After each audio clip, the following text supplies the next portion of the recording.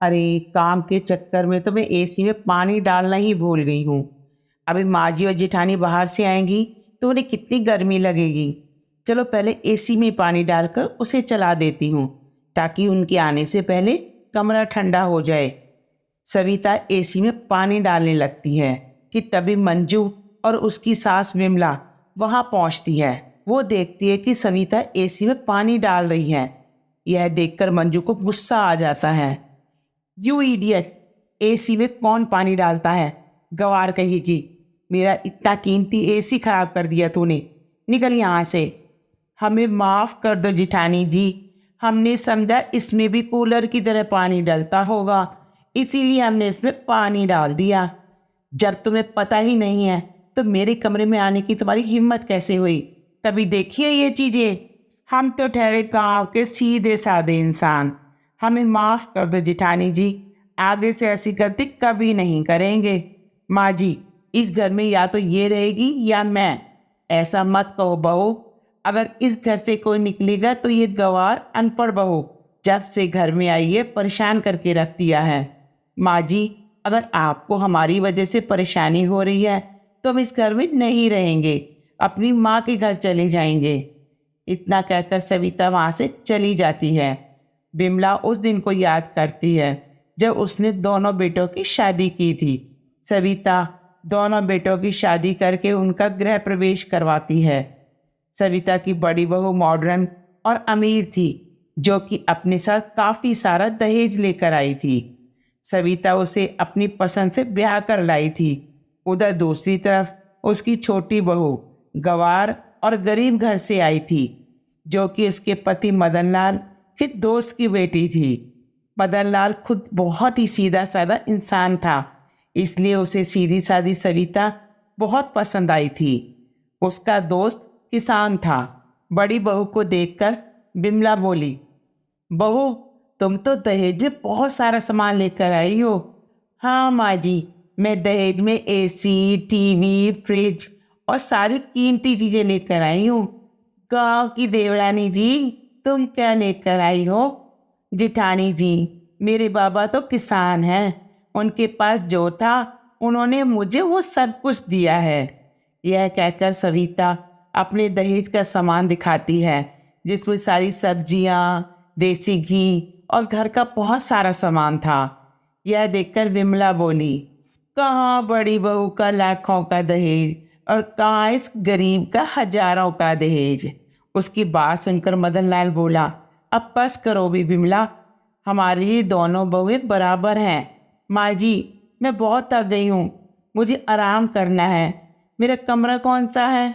और सुनो मोहन, मेरे दहेज का जितना भी सारा सामान है मेरे कमरे में पहुंचा दो। ठीक है, अभी लाता हूँ। इतना कहकर मंजू कमरे में चली जाती है और उसके पीछे पीछे सविता भी अपने कमरे में चली जाती है। अगले दिन नाश्ते में अपनी पहली रसोई में वह दोनों हलवा बनाती हैं। जहाँ शहर की बहू मंजू, जिसे कुछ भी बनाना नहीं आता था, वो कच्चा पक्का हलवा तैयार करती है, जो खास नहीं बना था और खाने में भी बिल्कुल टेस्टी नहीं था। उधर गांव की बहू भून भून कर सूजी का स्वादिष्ट हलवा बनाती है, जिसमें वे अपने पिता का दिया हुआ देसी घी भी डालती है। जैसे ही मदनलाल हलवा खाते हैं, वाह बहू, क्या स्वादिष्ट हलवा बनाया है, वो भी शुद्ध देसी घी का। मज़ा आ गया। यह देखकर मंजू को बहुत ही गुस्सा आता है। शाम को जब मदनलाल बाहर से आता है तो वो पूरी तरह पसीने से भीगा हुआ था।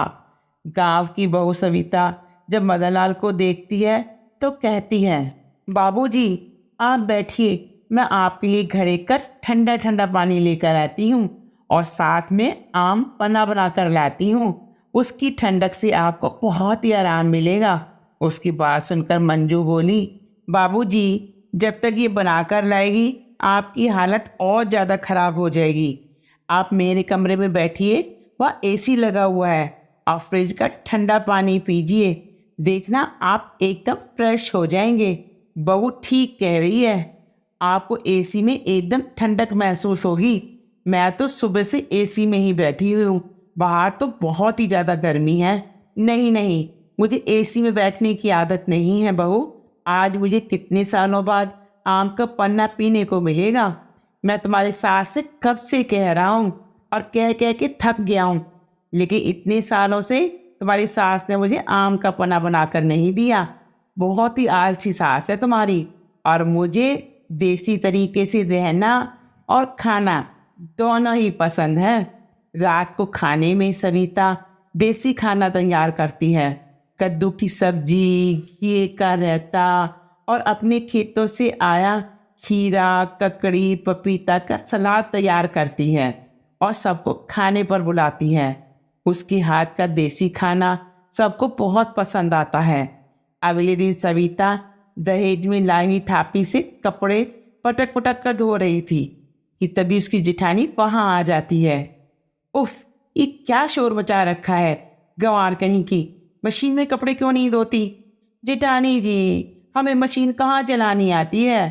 हम तो शुरू से ही थापी मार मार कर कपड़े धोते हैं। ऐसा करने से दो फायदे होते हैं, कपड़े भी साफ हो जाते हैं और शरीर भी ठीक रहता है। शाम को जब मंजू अपने पति की शर्ट देखती है तो हैरान हो जाती है। कमीज काफ़ी चमक रही थी और बहुत ही ज़्यादा साफ हो गई थी। अब तो उसे भी अपनी देवरानी के काम अच्छे लगने लगे। अब विमला को भी गवार बहू अच्छी लगने लगी थी, लेकिन गरीब होने के कारण विमला उसको हर बात पर ताने ही देती रहती थी। विमला पुरानी बातों के बारे में सोच ही रही होती है कि तभी उसे बड़ी बहू मंजू की आवाज़ सुनाई देती है।